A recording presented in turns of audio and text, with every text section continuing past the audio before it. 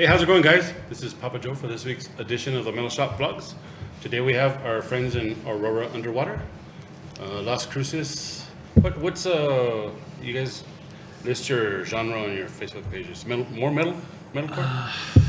Yeah, more metalcore. Yeah, metalcore. It has its hints of like ska, reggae. Punk. I like to call it skacore. Cool. Metal Skacore. Okay, so if you guys can go ahead and introduce yourselves. I am Greeno. I am the rhythm guitarist and clean vocals. I'm Mark. I'm the non-clean vocalist. I'm James. I'm the drummer. I'm the other Chris, or Sushi, lead guitarist. And I'm Ryan, bass.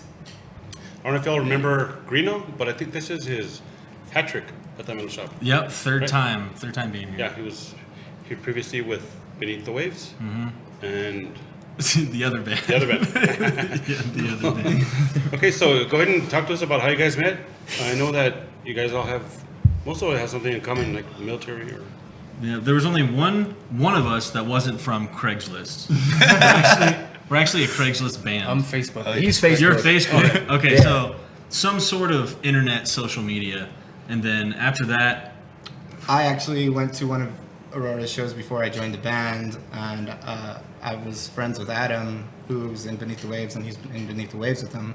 And I heard that Andrew was leaving, so I offered up my spot as a guitarist, and they took me. Ooh, we're yeah. happy to have them. Coming in clutch. Definitely. Chris coming in clutch with Aurora. Cool.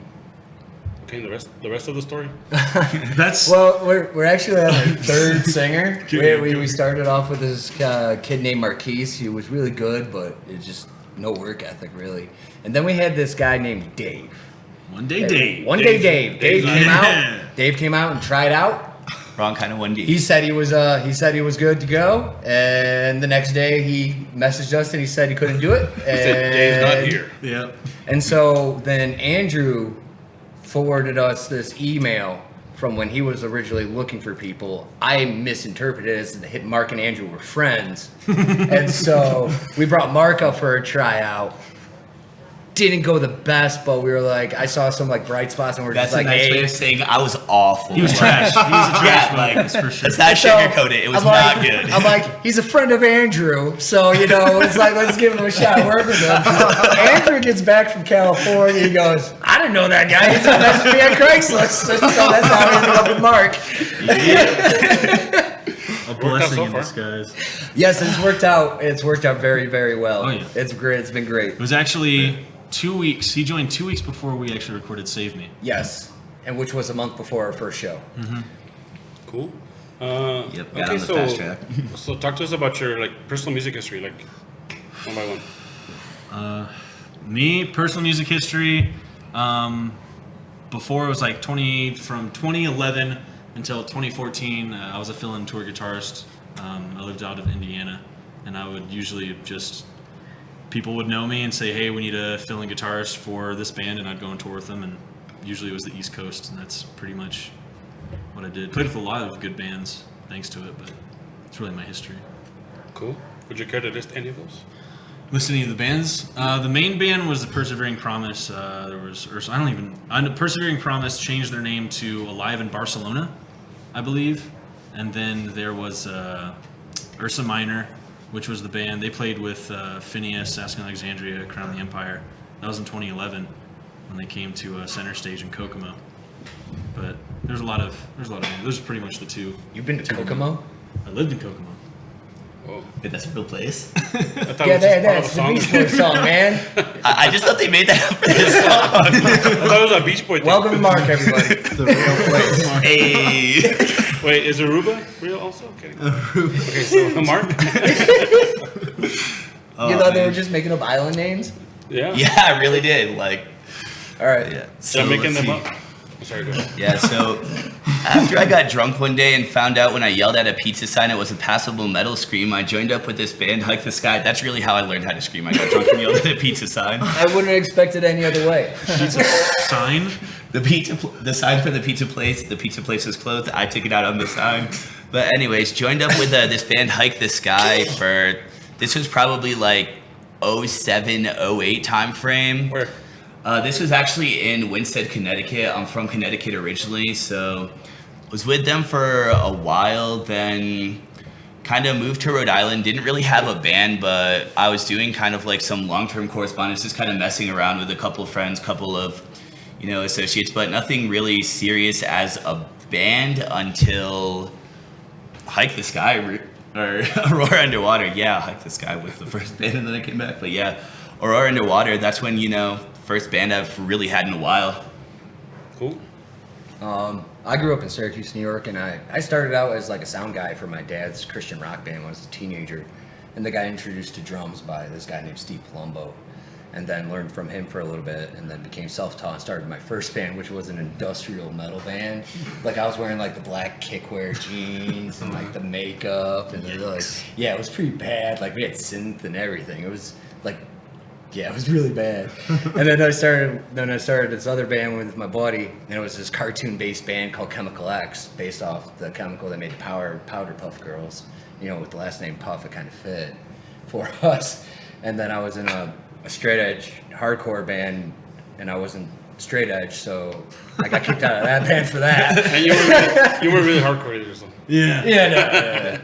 And I wasn't really the guy they were looking for, but they're like friends from high school and everything, so it was like kind of just like I was there for a year, and then I went into the military after that, and I tried out for some bands here in El Paso, and nothing really worked out until I got with Chris through Craigslist.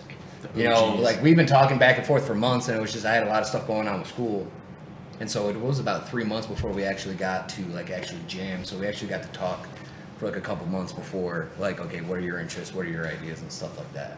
Cool. So, Chris?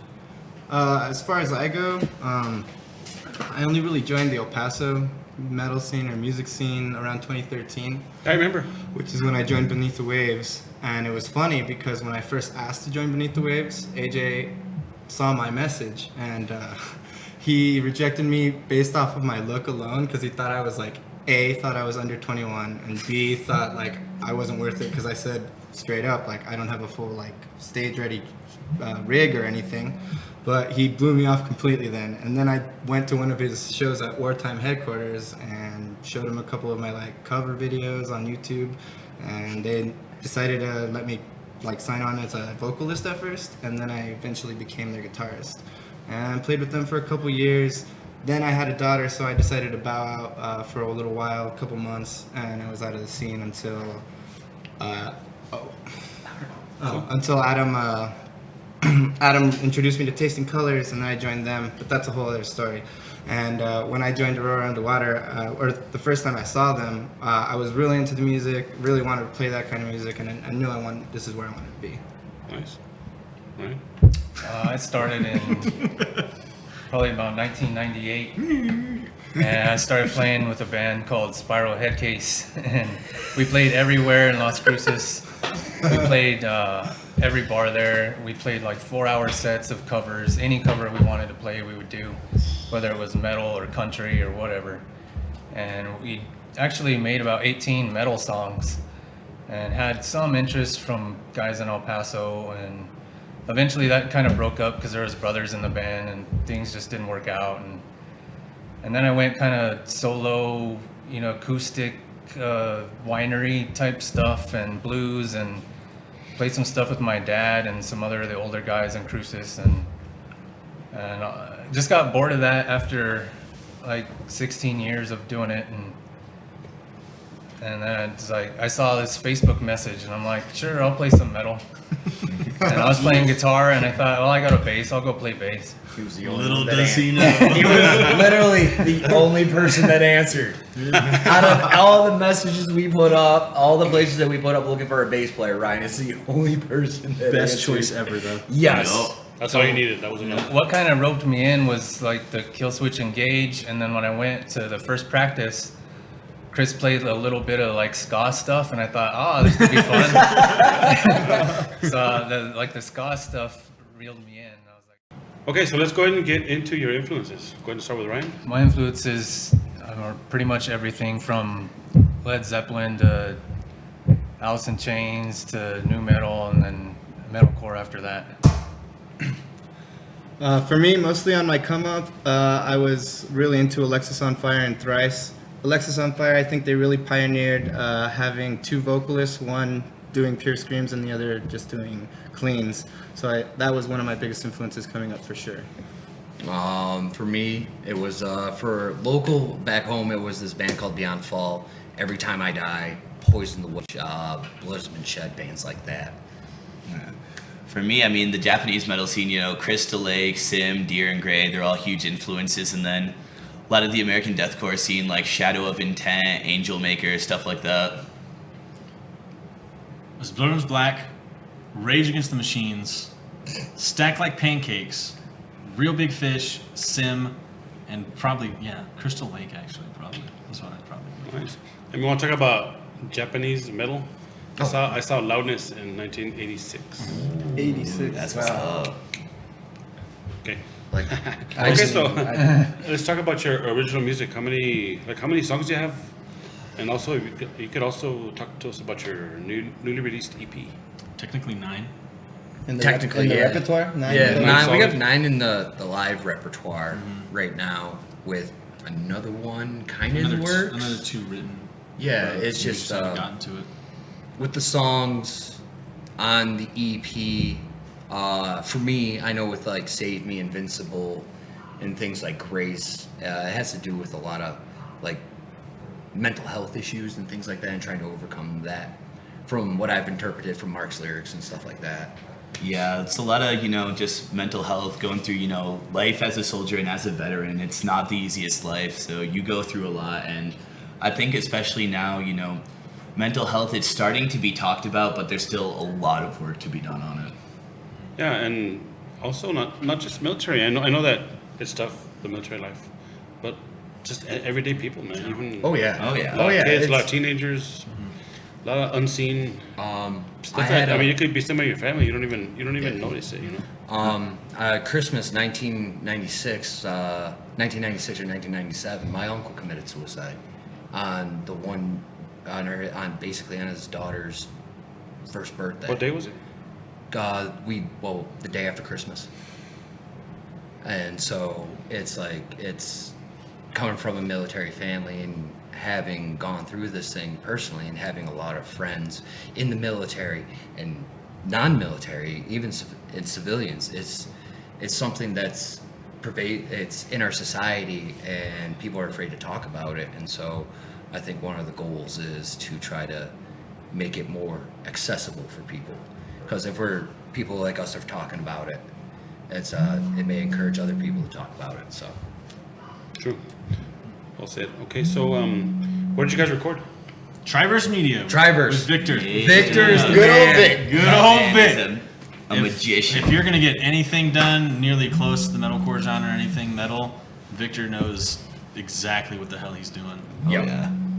Super talented. And he's awesome to be around. Oh, he's so Love much that man. fun. I love that man. That's not to say there aren't other studios in town that can do it, but I would rather go to Victor. I'd rather like Victor is just like so laid back and so easy, and he's just like, you know what, don't worry about it. We'll come back to it. Let's focus on something else, because he understands how musicians get, because he's a musician himself. He used to scream for Beneath the Waves also, right? Yep. that is the plus side is He that actually- he records the music that he mainly writes, so he's Yeah. got a knack for it. Yeah. Oh, yeah.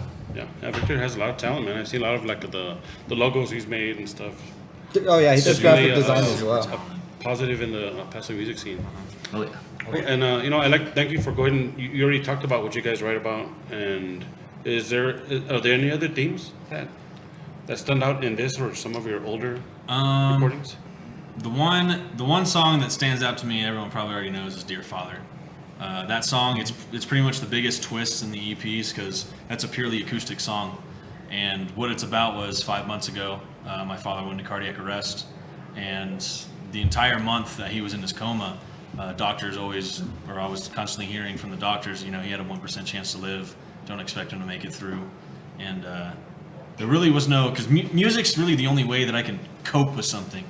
And there was no song to express how I felt about it. So 2 a.m, delusional, depressed, sad, whatever it was, hysterical.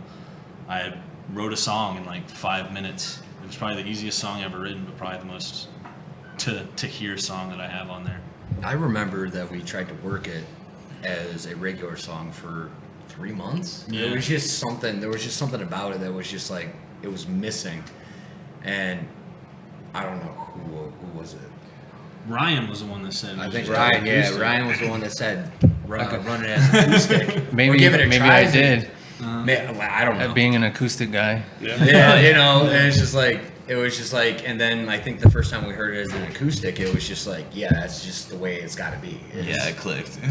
Nice. Yeah, sometimes you just gotta maybe just tone it down a little. Well, It and that's really worked out. that's the kind of thing I love about this band. If someone's got an idea, or if somebody has an off the wall, it's like, hey, why don't we try incorporating this or doing something? We'll try it. It's just like, because good music is good music. It doesn't matter the genre or anything like that. It's good music is good music. True. Okay, so where can people hear your music other than picking up a physical copy? iTunes, Bandcamp, SoundCloud, Spotify, iHeartRadio, literally everywhere Google that Play. you can think of digitally, and you can pick up a hard copy of it for a CD from us at the show. We got a show Saturday. coming up. YouTube. Already showed. Yeah, YouTube. Everywhere. YouTube. Yeah, Apple it is on Music. YouTube. Also, and if anything, hit them up on Craigslist. That's where. That's where we respond. Well, it's kind of hard. It's We stay true to our roots, we stay on It's Craigslist. gotten a little difficult because they got rid of the personal section, you know. So That was Greeno's favorite section. That was musician for musician, right? That's what M4M was. I wrote them a personal email. I was disappointed. I was disappointed.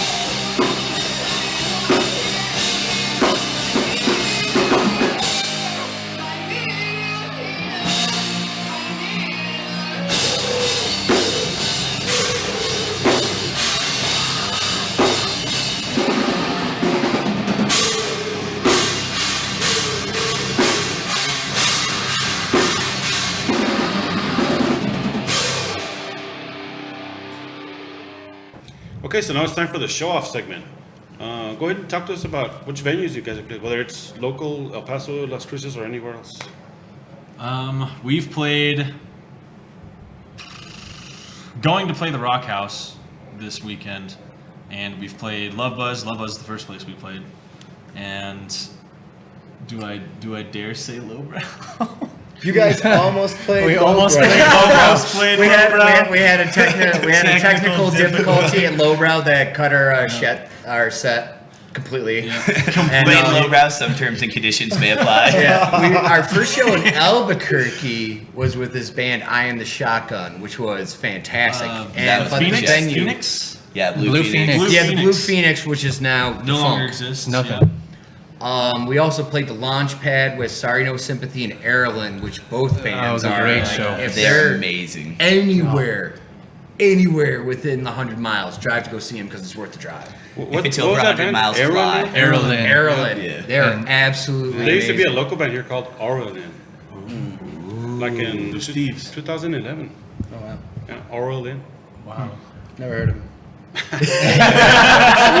We used to see them all the time, like at Open Gate and the Mix.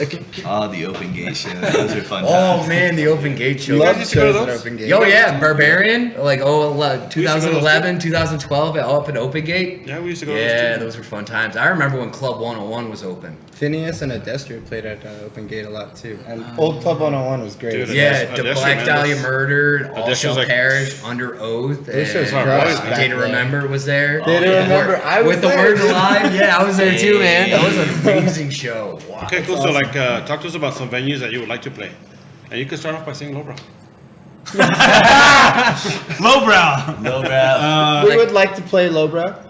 I'm open for, like, for me, honestly, I would like to go back home and play this place called the Lost Horizon. And it's like the place to play in Syracuse. Well, it's the only place to play in Syracuse for bands like us, really, as they don't have like a medium-sized venue or anything like that. But I would like to go home and play a show. Yeah, I got to go to a show in Brooklyn back in March when I was up there in New York with my son. Nice. Oh, that's awesome. The show there seemed very similar to the shows here. Oh yeah. A lot of kids, same. I don't know, it seemed so. It was weird because it was just like I was at a show here at home. It was like home, huh? Yeah, and the That's cool thing is amazing that about like the metal scene. I saw a tour package over there that was here 2 weeks prior to that date. So it was like, I don't know, it was weird. Twilight Zone. I mean, I'd Yeah. love to play Tricky Falls as well. That's probably one of my like top venues that I'd like to play as a band, if we could get a good bill on it. Because I mean, I've played some shows there before where I played for literally the other touring bands or the just whatever. You know what I mean? You're not saying the Perch, you mean Tricky Falls. Tricky means- Falls, big like, one. yeah. I'd like to the do 1,200 capacity Yeah. area. Oh, yeah. There you go. We played for the other bands, and that was it. I'd like to do Sunshine Theater just because I've been to so many shows there. It'd be fun to play there. Yeah. What about any venues in Las Cruces? What do they have now? Just El Patio? The Warehouse, That's Picacho, right. and that's really about it. That's as far about as it. I'm Yeah. Well, Iconic Records, but I don't think our band would really. I don't. Yeah, it's kind of it's a Wouldn't record like one. shop. It would be very very old school, but I would really. Dude, I could wanna picture risk that it. on a big vinyl. Could be fun. Yeah. Picture that on Yeah. a We big vinyl. almost did that, but then it was It cost a lot. expensive. $3,000 for us. You could buy a lot of Tic Tacs for that. Okay, so what are some of the, like, your favorite artists that you've opened for? Whether they're local or touring? Carolyn? Ireland, I Am the Shotgun, definitely. They're both amazingly I talented. love tracks. Sorry, no sympathy. Sorry No Oh, yeah. Sympathy was great. That's about it. Who was the other band? Fear Amongst the Those Flame. Fear Those Within. Fear Fear Those Those Within. That was the one. Yeah, that was Oh, really yeah. good. That was a really good band. Cool. How do you guys handle, like, when, like, promoters ask you to sell? Like, was it, like, pay to play? Well, we Sell haven't. the sell show tickets. or We sell, haven't- sell tickets. We haven't encountered that as a band You haven't yet. yet? Most of the shows we play are usually in Albuquerque, and for the most part, the promoters haven't asked us to sell. They see that we're not from town, and they're like, okay, they're not from town, so they can't give us tickets. The very first show we're playing that actually we are selling for is it's Ben's birthday bash. He's a promoter in Albuquerque, and he gave us a link to sell tickets on ShowClicks, and that's how we're selling tickets. But when it comes to pay to play, I agree with it, but I disagree with it. Promoters got to make money, and they got to make what they agree upon with the touring bands. But at the same time, for a small band that doesn't have money to play, even if they are good or not, they still have to pay in order to play the show. It's two sides with me. I agree with it, but I don't agree. And to add on to that, it depends on how good the package is, if you can really manage to sell those tickets at all. Because it doesn't matter really how good your band is, because you're going to get the same fan base coming almost every time. pre-sales. Or whatever. Yeah, some tour packages sell themselves. Yeah. They'll draw on their own, God, yeah. even without promoting. There's just some bands who have the following. And there's some tour packages that are impossible to sell. Yeah. That's why, like Speaking Rock, they bring all these big bands for free show. Yeah, but they make up for it with all the concessions and beer, especially alcohol sales and stuff. Oh, Yeah, and you know, and it's crazy because like no matter how much work you put into promoting a show, it's always so unpredictable here in El Paso. You never know if there are going to be kids or if you're just going to be playing for the bands, like you were saying. You know? Right on. It happens a lot, but I mean, it's good to promote. I don't know about like selling tickets because I remember when my son was in a band, like sometimes I would buy the tickets myself. Yeah. Because like of course I wanted my son to have like the best spot and stuff, you know. And I was really naive to the whole selling tickets thing. I didn't really know. I just wanted my son to do well. So, and that happened to us like with Adestria when his band got to open for Adestria and they opened for them. Because I bought all 15 tickets, I was like, just buy them, whatever. And, like I gave them to friends and stuff so they could come watch my son. That's like buying your kids raffle tickets at school. Or Girl Scout cookies or whatever. Yeah.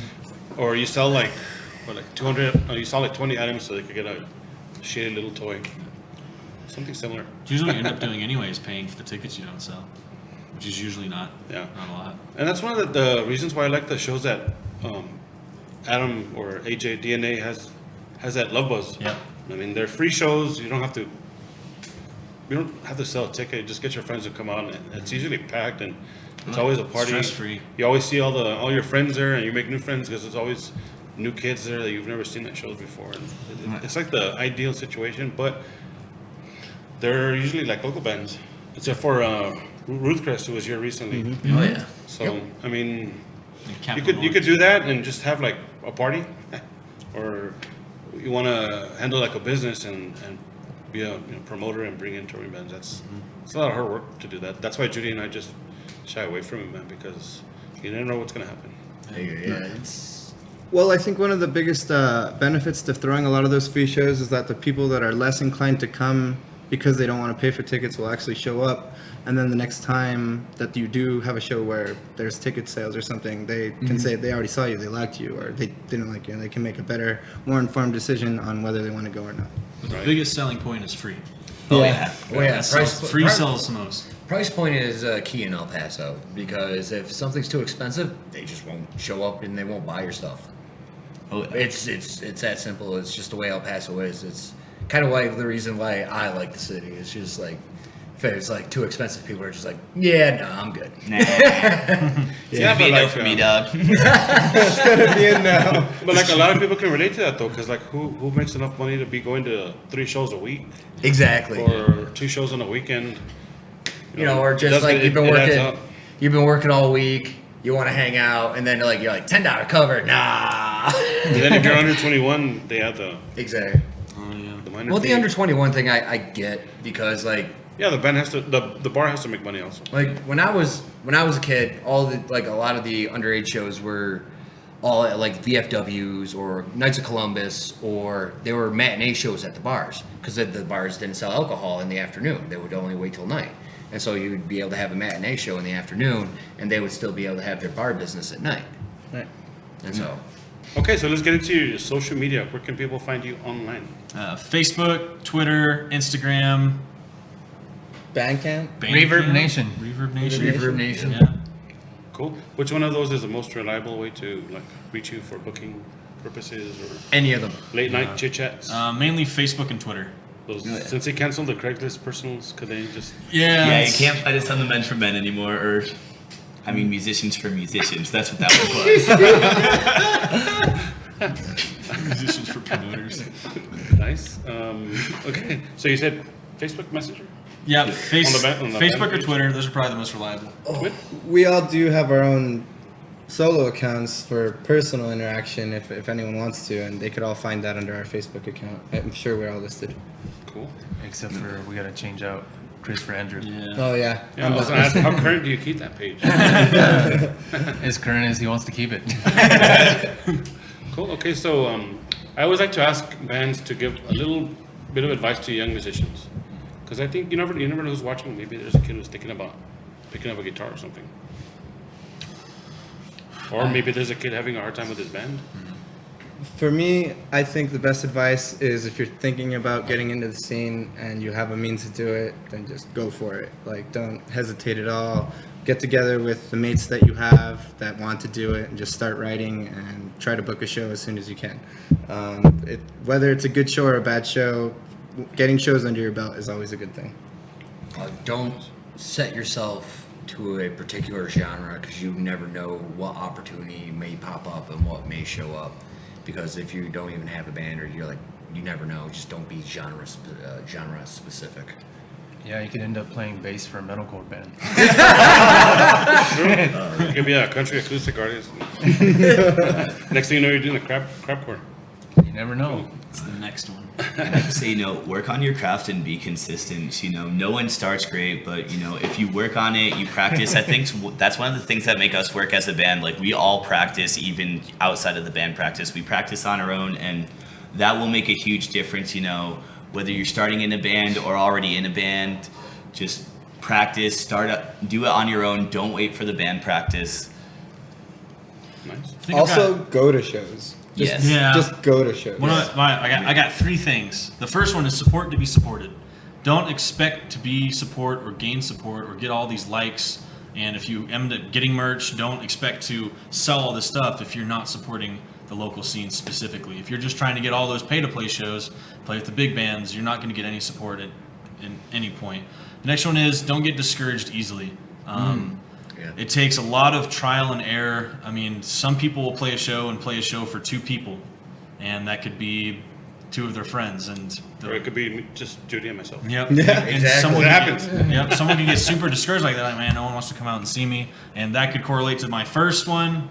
But don't get discouraged by it. And my third one is, me personally, practice before you start. There's a lot of musicians that are just too much in a hurry to get something going, and they're, layman's terms, they're bad at what they're doing, and it shows in the music. So getting experience in music is a lot more important to me than getting experience in a band. That's specifically me. I waited. This is my first actual band.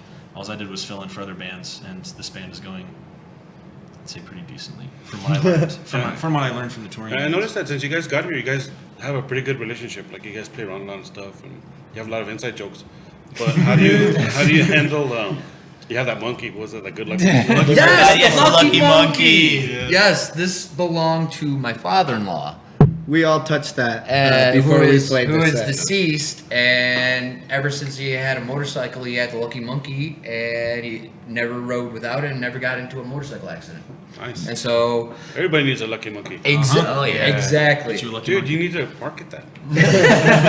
We'll edit this part out. Well, this one's mine. Official Aurora Underwater Okay, so Lucky monkeys. Other than that, how do you handle, like, conflict, like, within the band? Face to face. Yeah, Conflict? it's better to do it face to face. Yeah. Don't do it over text. Just get out in the open. Oh yeah, a lot of stuff gets lost in translation. We tried texting. Yeah, texting doesn't work. Yeah, nah. You what? Cool. Okay, so, like, individually, what do you think you bring to the band? We'll start with Ryan. I don't know, a little experience, I guess, since I've been trying to do this for 20 years. I can try to bring a little funk. Nice. The chops. As far as I go, I kind of consider myself the ringer.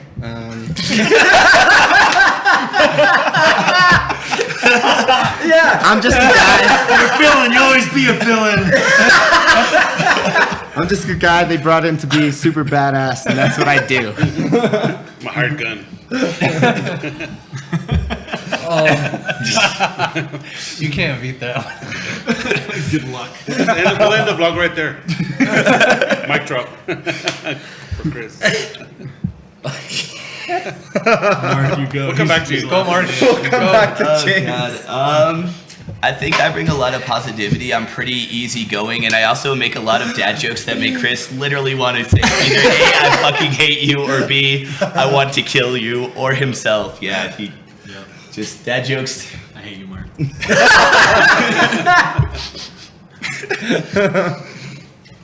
For me, I think what I bring is clean vocals is one thing that I bring. There's not a lot of singers really out there, dedicated singers. And the other thing I think I bring is foundation. When it comes to most of the music writing, I'll just think of something and then that's what gets it going. But I know what we all bring to the table is dedication. When it comes to all of us, we're super fucking dedicated to what we're doing. And we all drive a very long distance to practice. Well, I don't. We drive to you. Yeah, you got it. Yeah.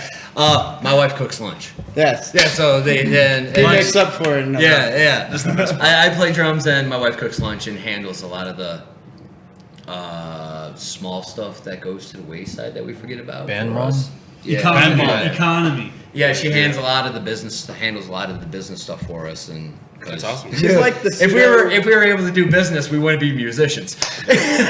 she's like the pseudo band manager kind of. Band mom. Oh, And mom, yeah, definitely, 100%. Oh yeah. Okay. Okay, so like, what are some things that you see at shows that make you happy? Support. Yeah, like Yeah. there's so much more people in El Paso than there had been in Las Cruces, in my experience. So, I always liked playing in El Paso. I think it's more of like a family vibe. I've been in like a scene where it was like ultra competitive with other bands, and with like El Paso and even Albuquerque, it feels like more of like a family. Bands helping each other bands out, even move gear off stage and everything like that. And so, I think that here is very Very awesome and positive. very kind of unique to the area as well. I get super stoked when I see other bands throw down really hard for other bands. Oh yeah. Especially like if they're like a drummer or something, like they really need to take care of themselves. Like one time, I was in the mosh pit for a show, and the drummer for Dichotic was in the crowd, and I pushed him like straight to the ground on accident, and people thought he was hurt. Like Adam came up to me and he was like, "You hurt that guy," and I was like, "Shit, I'm sure I didn't. That guy's my friend. I'll talk to him." And, but either way, like. We were dudes in other bands throwing down hard for the band that was playing. Was at that the Battle of the time. Bands? Yeah, that was the Battle of the Bands. I saw that. Okay, and real quickly, any shout outs you want to give to anybody? Anybody who's helped your band? For me, I want to like my family and so the people that I've met in El Paso doing this, because I've made so many new friends just in the past couple of months. You know, like way more than I've ever met. Like being here in the military, like being out in the community is like key in this area. I'd really like to give a shout out to my dad. He's always supported me my entire life, wanting to be a musician. The first instrument I ever asked him for was a drum set, and he told me I was crazy. So he bought me a Squire Mini instead, and the rest is history. But he's always been there by my side. I got a shout out to all the band wives for letting us do this. Family, Ben, Andres, and my last season, and AJ with DNA Productions. Family, beautiful fiance, and all the bands in the scene, all the people who come out to support. Cool.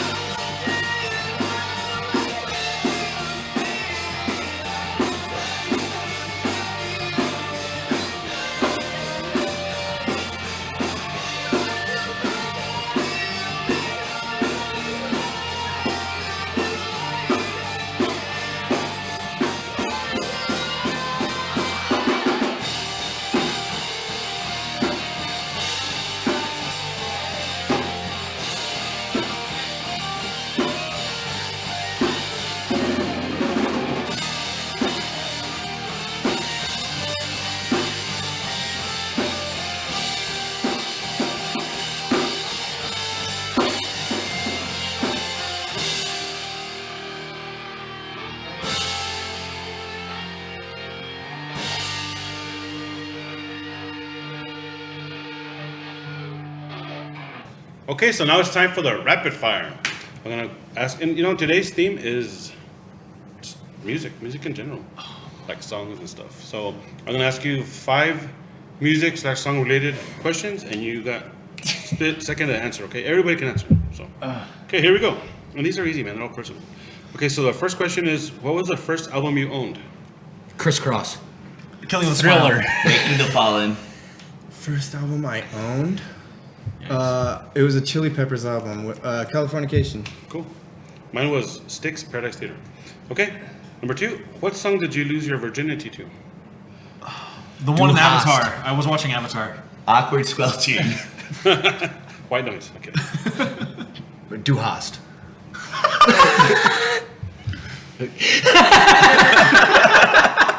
Just shoot. I'm pretty sure it was like an August Creed. Burns Red song Creed. or Creed. Yeah, it was with Arms Wide Open for sure.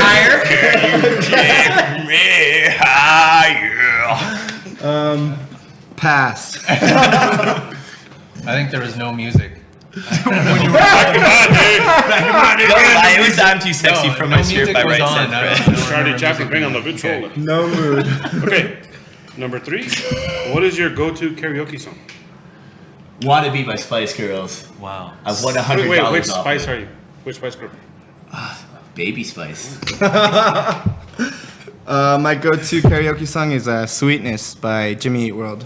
In fact, my karaoke nickname is Sweetness. We got to meet Jimmy Eat World last year. Anything by Joe Cocker. Feeling good, Michael Bublé.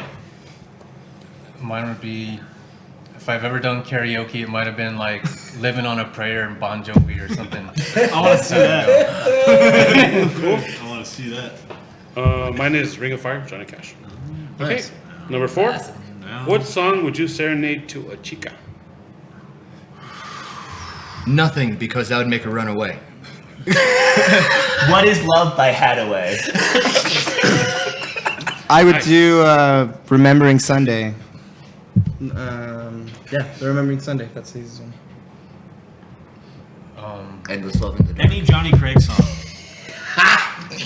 Johnny I think Craig. Like Blackbird That guy by the hates Black women. Keys or something. Black Keys? Yeah. You caught on. Okay. 5th and final question. What song do you want playing at your funeral? "Wish You Were Here," Pink Floyd. Another one bites the dust, Queen. I'm Too Sexy for My Shirt, right? Their Imperial March theme from Star Wars. Oh, That would be good. That's a good one. good. Especially if you had a whole orchestration for it. Yeah. In my grave. Like a whole orchestra. That one. One that's always got me is Gone by Seven Dust. Mine would be Coming Home. City in Color. City in Color. Oh. Dallas Green. Yeah. Alexa's on fire. Yes. Okay, so is there anything else that you guys want to talk about that we didn't cover? What? Now is your chance. I hate Mark. Hey, that makes 2 of us. Yeah, you stole my topic, sorry. He stole my answer. He hates Mark. I guess one thing I'd like to say is so far as that I've been in the music scene, I've been able to do every position on stage except for drummer. So that would be one of my ultimate goals, is to be a drummer on stage, just for like a song or something, not like in a band or like if Dave Grohl saw one of my signs and pulled me on the stage to play Monkey Wrench with him, like I would do that shit. You know? Cool. Nice. I'm good. You're good. Okay, Yeah, so that pretty much wraps it up. I wanted to give a shout out to our awesome sponsors at Alive Audio, Alex and Nicole Vargas. You guys are amazing. We love you guys. Thank you so much. Stepping up to the plate when nobody else would.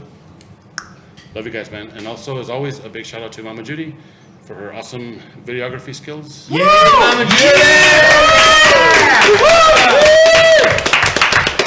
And also want to give a shout out to all the awesome promoters who book shows in town who bring the good bands. I mean, like our thing for Judy and myself is shows, man. That's the one thing we love, and we're really lucky that we get to go to awesome shows. Like last week, we got to see Kurt Travis, awesome show.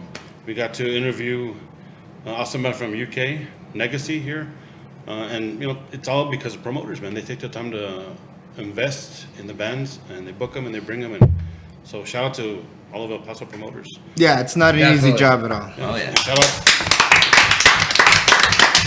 out to Adam at DNA for the awesome local shows he's putting on, man. Oh yeah, definitely. Always appreciate Adam. He really helped us out with the EP release show, Yeah. and so we got it all set up for us, so we could just like walk in there and play pretty much. Yeah, Adam is amazing. Yeah, cool. And a lot of people don't know this. I don't know if maybe a lot of people forgot, but I used to be part of Hangout Show's street team, full of staff. Oh yeah, back in the And day. I have my badge. Okay, so I want to thank Aurora Underwater for letting us feature them here at the Metal Shop Vlogs. Thank you. Thanks for watching. Thank you their for having Yeah, pod thank you for session. having us. Hope you enjoyed their jam session. And we'll see you guys next week on the Metal Shop Vlogs.